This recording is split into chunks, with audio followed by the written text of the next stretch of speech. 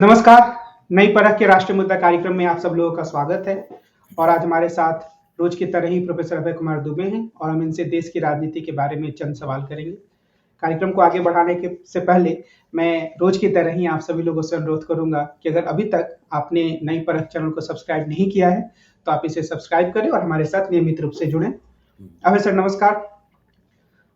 कल की तरह आज भी नीतीश कुमार का मसला काफी हद तक मीडिया पे छाया रहा और सोशल मीडिया हो यानी कि जो यूट्यूब के चैनल से वो हो या फिर जो मुख्य धारा की मीडिया हो जो टीवी पे हम देखते हैं उसमें ये खबरें आती रही पल पल की कि अभी ये हो रहा है। अभी मैं आखिरी बार देख रहा था तो आया कि कांग्रेस के 10 विधायक भी भाजपा के संपर्क में है और वो भी टूट सकते हैं, तो सरकार आराम से नीतीश कुमार की बन जाएगी। इस पूरे राजनीतिक घटनाक्रम को हम कैसे देखें, आपकी इस पे क्या टिप्पणी है? मैं आपके इन बातों में एक खबर और जोड़ देता हूं। एक खबर यह है जो एक एक पत्रकार ने जो कि बिहार के मामलों के ऊपर लिखते रहते हैं अपना ब्लॉग या उन्होंने कहा है कि राष्ट्रीय जनता दल ललन सिंह को मुख्यमंत्री बनाकर सरकार बनाने के लिए तैयार है और उसके लिए ललन सिंह से बातचीत कर ली गई है। इसी खबर का एक दूसरा पहलू यह है कि भारतीय जनता पार्टी की दिलचस्पी जनता दल यूनाइटेड के साथ सरकार बनाने में नहीं है, उसकी दिलचस्पी केवल नीतीश कुमार के इस्तीफे में है। तो अब आप बताइए इन तमाम खबरों में से कौन सी खबर पे आप विश्वास करना चाहते हैं? आप कांग्रेस के विधायकों से जो बात हो रही है उस पर विश्वास करना चाहते हैं, ललन सिंह के नेतृत्व में सरकार बन सकती है इस पर विश्वास करना चाहते हैं, या इस पे करना चाहते हैं कि जनता दल यूनाइटेड के साथ में सरकार बनाने में भाजपा की दिलचस्पी नहीं है, उसकी दिलचस्पी केवल नीतीश कुमार के इस्तीफे में है? किस चीज पे विश्वास करना चाहते हैं? इन तमाम कयासों में विश्वास करना चाहते हैं या जनता दल यूनाइटेड और राष्ट्रीय जनता दल के दोनों आधिकारिक प्रवक्ता हैं, उन्होंने अभी 10 मिनट पहले जो वक्तव्य दिया है टीवी के ऊपर उस पर विश्वास करना चाहते हैं? उन दोनों का कहना है कि ये सारे कयास गलत हैं। राजीव रंजन जो कि बहुत ही वरिष्ठ प्रवक्ता हैं नीतीश कुमार की पार्टी के और जनता दल यूनाइटेड के जो राष्ट्रीय जनता दल के जो प्रवक्ता थे, उन्होंने बिल्कुल स्पष्ट रूप से बिना किसी हीले हवाले के, बिना किसी किंतु परंतु के ये कहा है कि ये इन खबरों का निर्माता निर्देशक कोई और है। जो ये खबरें चल रही हैं इन खबरों का निर्माता निर्देशक कोई और है। पूछा गया कौन है, नहीं तो आप जानते हैं कौन है। उन लोगों ने साफ तौर पर कहा कि ऐसा कुछ भी नहीं है। वो मुख्यमंत्री हैं, तेजस्वी यादव उप मुख्यमंत्री हैं और दोनों सरकार चल रही है। लेकिन जिस तरीके से खबरें दिखाई जा रही हैं कि बॉडी लैंग्वेज की बात हो रही है कि दूर दूर बैठे थे, एक जगह कुछ और घटनाएं हो गई। ये हर चीज का मतलब निकाला जा रहा है, उस चीज का दूसरा मतलब भी निकल सकता है। एक वो खबर है जिसमें एक तस्वीर है वो बहुत चल रही है, इसमें दो खड़े हुए हैं, नीतीश कुमार के सामने मुख्यमंत्री बिहार लिखा हुआ है, तेजस्वी यादव के सामने कुछ भी नहीं लिखा हुआ है? ये वो तस्वीर मॉर्फ भी हो सकती है। अब आर्टिफिशियल इंटेलिजेंस के जमाने में ऐसी कोई भी तस्वीर बनाई जा सकती है। मैं ये नहीं कह रहा हूं कि अंततः नीतीश कुमार इंडिया गठबंधन में ही रहेंगे या एनडीए में चले जाएंगे, ऐसा मेरा कोई दावा नहीं है? मैं ये कह रहा हूं कि आखिरकार लंबे अरसे से, बहुत दिन हो गए ये कयास चल रहा है। कब तक चलेगा कयास? ये कायदे से कल कहा जा रहा था कि आज हो जाएगा फैसला, हर बार कहा जाता है कुछ घंटों में ही फैसला होने वाला है, कुछ घंटे वो अभी तक नहीं आते हैं। वो घंटे क्यों नहीं आ रहे हैं? हर जगह टीवी पे सवालिया निशान लगा के ये बात कही जा रही है। कब तक वो सवालिया निशान लगा रहेगा? टीवी वाले सवालिया निशान हटाते क्यों नहीं? अगर कोई विश्वसनीय तरीके, उनके पास विश्वसनीय खबर नहीं है तो ये सब कयासबाजी क्यों की जा रही है? पिछली बार नीतीश कुमार ने जब एनडीए का साथ छोड़ा था तो किसी को कानों कान भनक हुई थी? तब इस तरह की तमाम टीवी पे खबरें चली थी 10-12 दिन 25 दिन तक। ये तो महीने भर से चल रही है खबरें। आपको, हम लोगों में से किसी को भी एहसास, ये भनक लगी थी कि नीतीश कुमार एनडीए के साथ छोड़ना चाहते हैं? उस निर्णय से पहले नीतीश कुमार ने थोड़ी देर पहले ही या एक दिन पहले अमित शाह से भी बात की थी फोन पे। अमित शाह को तक को भनक नहीं लग पाई थी उस बात की। उनकी चाणक्यगिरी जो है सब धरी रह गई थी। सुशील मोदी के भी हाथों के तोते उड़ गए थे। लेकिन अब लगातार मीडिया हर चैनल पे खबर चल रही है, सोशल मीडिया में भी खबर चल रही है, अखबारों में भी छप रहा है। जाने कितने तरह के फार्मूले अखबारों ने तो टीवी पे तो सरकार भी बना दी गई है कि इसके विधायक उधर आ जाएंगे, इसके उधर आ जाएंगे, ये हो जाएगा, वो हो जाएगा और इस तरह सब हो जाएगा। लेकिन जिन लोगों को, जो लोग सरकार में हैं और जिन लोगों की टूटने की या जुड़ने के दावे किए जा रहे हैं, उनकी तरफ से कोई प्रामाणिक बात नहीं आ रही है। सब चीज के ऊपर खुद ही सवालिया निशान लगा दिया जाता है। वो एक सुरक्षा का यंत्र है। अगर बात सब गलत हुई, कहेंगे हम तो भाई सवालिया निशान लगा दिया था उसके ऊपर।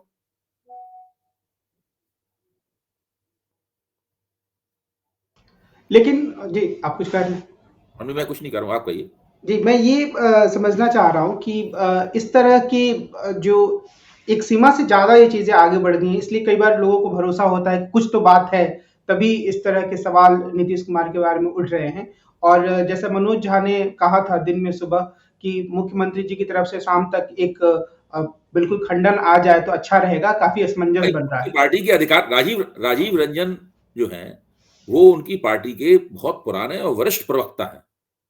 कौन नहीं उनको जानता है। मैं कम से कम 100 से ज्यादा कार्यक्रमों में उनके साथ रह चुका हूं और वो बहुत ही संतुलित, और कभी भी उन्होंने नीतीश कुमार का साथ नहीं छोड़ा है। उन्होंने आज तक नहीं छोड़ा नीतीश कुमार का साथ। नीतीश कुमार जब एनडीए के साथ गए या बाहर निकल आए, हमेशा नीतीश कुमार के साथ रहे हैं। अभी मैंने अभी सुना है, मुश्किल से आपके कार्यक्रम से 5 मिनट पहले ही मैंने उन्हें सुना है। तो अब उनको, उनके वक्तव्य को नीतीश कुमार का वक्तव्य क्यों नहीं मानना चाहिए? मतलब इन तमाम अफवाहों को समाप्त करने के लिए मीडिया ये डिमांड कर रहा है, मीडिया डिमांड कर रहा है कि तेजस्वी और नीतीश एक मंच पे आए, गलबहियां डालें और एक वक्तव्य दें और तस्वीर खिंचाएं। और मीडिया की इस डिमांड पे इन दोनों नेताओं को ऐसा करना चाहिए। तो क्या अगर हम मीडिया के कयासों को ही थोड़ा भरोसेमंद मान के चलें, तो क्या हम ये कह सकते हैं कि बात पूरी बन नहीं पा रही है? कुछ ऐसी चीजें हैं जो अटकी हुई हैं जिसके कारण से लोग अपने-अपने खेमे में अभी तक हैं और नीतीश जी महागठबंधन के मुख्यमंत्री ही हैं। क्योंकि जैसा आपने कहा कि ब ब पहले तो काफ़ी गुपचुप तरीके से जल्दी से हो जाता था। क्या हम इस रूप में भी देख सकते हैं? क्या जल्दी से हो जाता था? नहीं तो पहले जब नीतीश जी एनडीए को छोड़ के महागठबंधन में आए, तो हाँ। 1 दिन में, कुछ घंटों में खेल हो गया। पर हाँ। यहाँ महीनों से कयास चल रहा है और 2 दिन से तो काफ़ी गर्म माहौल बना हुआ है। हाँ, हाँ, हाँ। तो मेरा सवाल ये है कि क्या ऐसा भी हो सकता है कि कुछ मामला जम नहीं रहा है, बातों में सहमति नहीं आ पा रही है? देखिए, भारतीय जनता पार्टी के अंदर इस बात को लेके एक बहुत बेचैनी है कि अगर महागठबंधन एकजुट रहा, और महागठबंधन एकजुट होने का मतलब है इंडिया गठबंधन एकजुट रहा, तो भारतीय जनता पार्टी को अकेले वहां चुनाव लड़ना पड़ेगा। और ये जीतन राम मांझी, उपेंद्र कुशवाहा और मुकेश सहनी, इनसे कोई ज्यादा सीटें जीतने में मदद नहीं मिलेगी। ये दहाई में नहीं पहुंच पाएगी पार्टी। तो एनडीए को तो कुछ मिलेगा नहीं। भारतीय जनता पार्टी को जो पिछली बार उन्होंने सीटें जीती थी, उसमें से 8 से लेकर 10 सीटों का नुकसान हो जाएगा। अच्छा, अब समस्या क्या है कि बिहार उन 11 राज्यों में आता है जहां पे इन लोगों ने 100% का, 95 से 100% का स्ट्राइक रेट निकाला था। अब बिहार में जब कमी हो जाएगी तो वो कमी की भरपाई कहां से होगी? भाई, कुछ कमी महाराष्ट्र में हो सकती है, उसकी भरपाई कैसे होगी? कुछ कमी कोई गारंटी तो है नहीं कि आपने पश्चिम बंगाल में 18 सीटें जीती नहीं, फिर आप 18 जीत लेंगे। या कर्नाटक में जिस तरह आपने बिल्कुल 100% स्ट्राइक रेट निकाला था, आप फिर से निकाल लेंगे। या आपने तेलंगाना में 4 सीटें जीती थी तो 4 फिर जीत लेंगे। या उड़ीसा में 8 सीटें जीती थी तो आप फिर से 8 सीटें जीत लेंगे। किसी चीज की कोई गारंटी तो है नहीं। ज्यादातर जो क्षेत्रीय शक्तियों वाली सरकारें हैं, जैसे तमिलनाडु, जैसे पश्चिम बंगाल है, जैसे उड़ीसा है, तो वहां पे तो कोई जरूरी नहीं है कि भाजपा ये प्रदर्शन दोहरा पाए। क्षेत्रीय शक्तियां भाजपा से सीटें छीन सकती हैं।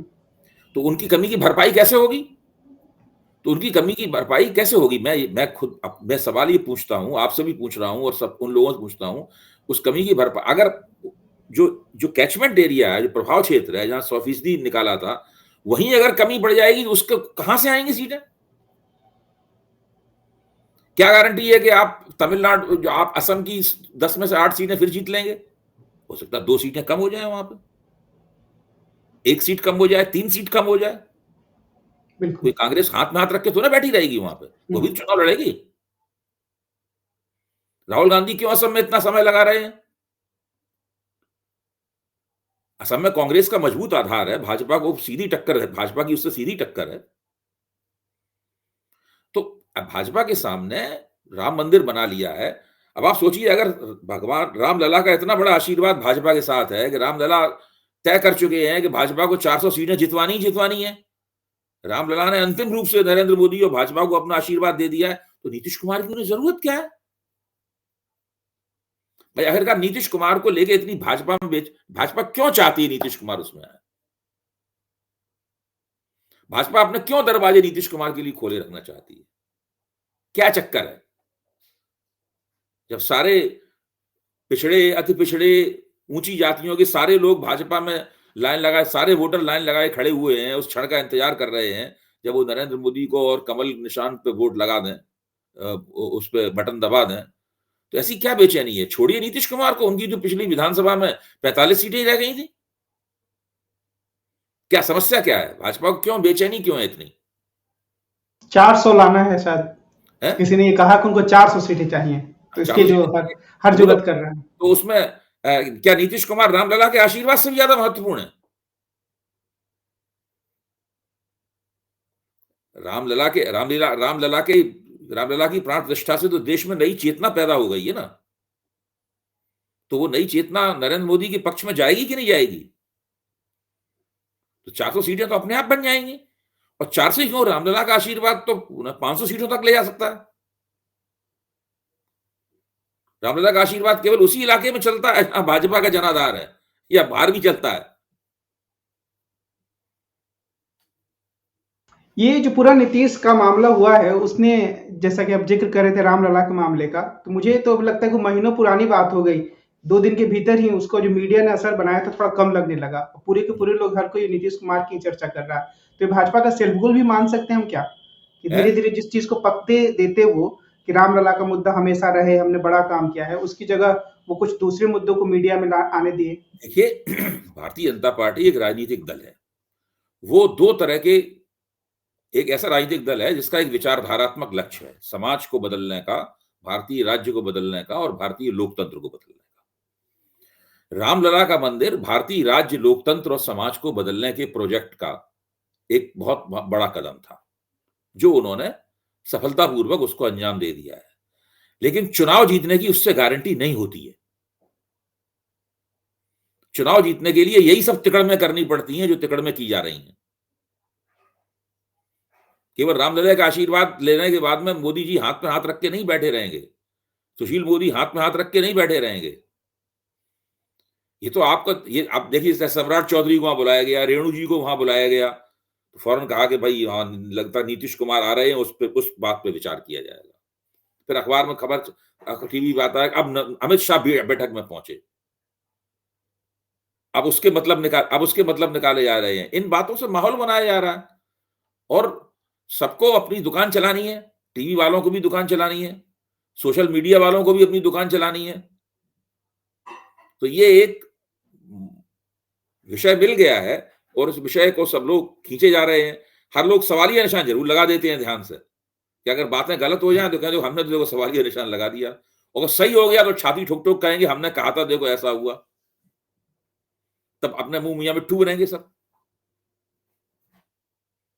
हालांकि कभी कभी वो सही भी हुए, मैं इस लिहाज से भी इस चीज को देखता हूँ। मैं तो ये नहीं कह नहीं रहा हूं कि वो मैं ऐसी कोई गारंटी नहीं लेता कि वो सही। जैसे लल्लन सिंह के मामले में वो सही हुए, बार बार मीडिया में आ रहा था, गोदी मीडिया जिसे हम कहते हैं, कि लल्लन सिंह के इस्तीफा होने वाला है, और आखिरकार वो हुआ। तो कई बार मुझे लगता है कि शायद, देखिए लल्लन सिंह के मामले पर भी गोदी मीडिया को भी पूरा यकीन नहीं था कि ऐसा होगा। भाई अगर आपको यकीन था तो यकीन से कहते ना। आप तो एक कयास, आप परिस्थिति को देख के एक कयास लगा रहे थे, हालात को देख के आप एक कयास लगा रहे थे, वो एक कयास सही हो गया। अब ये दूसरा कयास लगाया जा रहा है।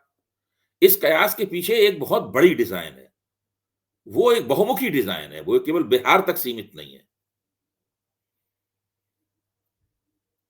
और अगर नीतीश कुमार एनडीए में जाने का फैसला करते हैं अंततः, अभी नहीं, हफ्ते भर बाद सही, 10 दिन बाद सही, कभी भी फैसला करते हैं, तो मैं ये मानूंगा कि इस मनोवैज्ञानिक युद्ध में भाजपा की जीत हुई। फिर उससे एक नजीर भी बनेगी कि एक पार्टी मीडिया की मदद से कयासबाजी के जरिए ऐसा माहौल बना सकती है, ऐसा दबाव पैदा कर सकती है जिससे विपक्ष की एकता टूट सकती है। नीतीश कुमार के एनडीए इंडिया गठबंधन छोड़ने का मतलब होगा विपक्ष की जो एकता है उसकी साख बहुत गिर जाएगी। ये इससे बहुत विपक्ष की एकता बिल्कुल, मैं कहता हूं इसकी वजह से बिल्कुल जर्रे उसके परखचे उड़ जाएंगे, उसकी कोई साख नहीं रह जाएगी फिर। इसलिए नीतीश कुमार को तोड़ना इनके लिए बहुत जरूरी है, न केवल बिहार की सीटों के लिए जरूरी है बल्कि राष्ट्रीय स्तर पर विपक्ष की एकता हुई है उसके ऊपर भी मरणांतक प्रहार होगा।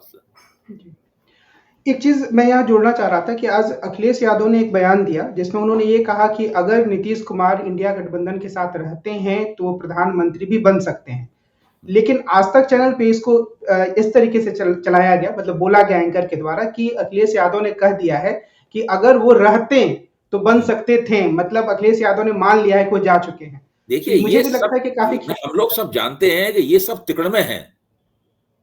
ये जो आरजेडी की प्रवक्ता ने बड़ा अच्छा शब्द कहा कि इन खबरों का, बड़े अच्छी बात कही, इन खबरों का निर्माता निर्देशक कोई और है और पूरा मीडिया मिर्च मसाले के साथ में इन पूरी खबरों को चला रहा है। दिन भर चलती हैं खबरें ये, और सोशल मीडिया भी इसमें मजा ले रहा है। सबको अपनी दुकान चलानी है, किसी के पास कोई सिक्का बंद खबर नहीं है। इस पूरे घटनाक्रम से इंडिया गठबंधन को कुछ सबक मिलता है? देखिए, इंडिया गठबंधन तो मैं पहले ही कह चुका हूं कि वो सुस्त रफ्तार से चल रही हैं उसकी सारी गतिविधियां।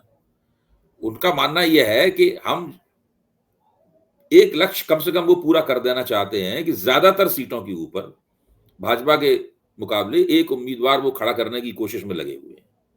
तो सोचते हैं अगर हम ऐसा करेंगे तो हम भारतीय जनता पार्टी की कुछ सीटों को कम कर देंगे। मुझे लगता है इससे ज्यादा उनका कोई लक्ष्य नहीं है, इससे ज्यादा वो आगे कुछ सोच पाने में, इसके आगे पीछे वो कुछ सोच नहीं रहे। ना उनके पास समय रह गया है और ना ऐसा और कुछ करने की उनकी मंशा है। इंडिया गठबंधन का केवल यही रह गया है। इस लिहाज से चुनाव में नरेंद्र मोदी और उनकी पार्टी काफी आगे दिखती है, ऐसा हम कह सकते हैं आज के दिन में, काफी आगे। वो लोग ज्यादा नियोजित तरीके से अपना काम कर रहे हैं। जो उनके कमजोर पहलू है, बिहार उनका एक कमजोर कड़ी है, महाराष्ट्र उनकी कमजोर कड़ी है, कर्नाटक उनकी एक कमजोर कड़ी है। इन कमजोर कड़ियों पर वो काम कर रहे हैं और उनके पास संसाधन है, उनके पास योजना है, उनके पास साजिश है, उनके पास गोदी मीडिया है, वो सब उनकी मदद कर रहा है। सारी तरह तरह की सेनाएं उन्होंने लगा रखी हैं इन कामों में। अगर नीतीश कुमार नहीं जाते हैं एनडीए में तो क्या सच में ये जो 3-4 दिनों का, या मुझे तो लगता है कि कुछ महीनों का जो पूरा मीडिया के द्वारा तमाशा रचा जा रहा है, वो आपको लगता है कि एक अलग से शोध की मांग करेगा कि किस तरीके से मीडिया चीजों को तो कह देंगे, हाँ वो तो शोध की मांग तो करेगा ही। वो कह देंगे कि हमने तो सवालिया निशान लगा रखा था।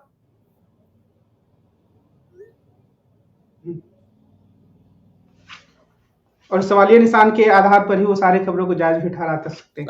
और अगर सही साबित हो गया तो सवालिया निशान हटा देंगे, कहने लगेंगे हमने पहले ही कह दिया था कि ऐसा होगा। जी, ये तिकड़म और बदमाशी, देख तिकड़म और बदमाशी के अलावा कुछ भी नहीं है ये।